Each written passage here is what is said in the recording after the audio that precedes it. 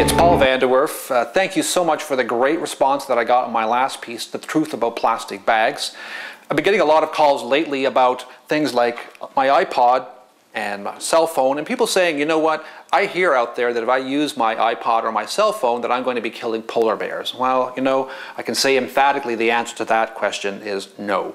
It's not going to kill polar bears. And I think there's a lot of people out there whose heart's in the right place, who really do want to preserve the environment, but you know, tend to go a little bit overboard when it comes to explaining what some of the issues are.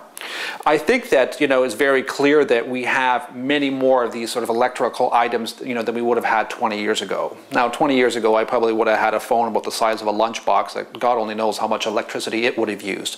So things have already come a long way, but I think the key point and the key message from some is that, you know, there's so many of these items out there that naturally they are going to be using more electricity.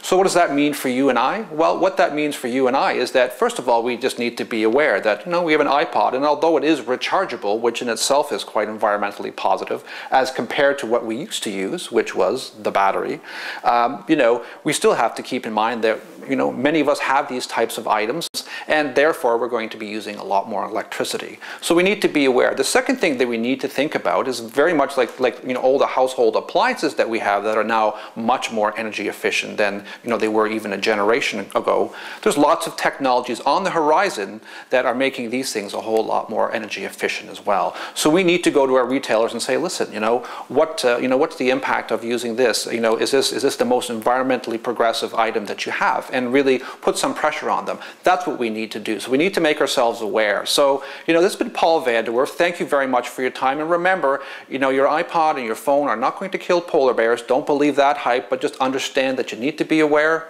and you need to buy smartly. You know, I've been having a great time receiving all your questions and comments on the last piece that I did. So keep them coming. Drop me a line. And remember, think green. It's the right thing to do.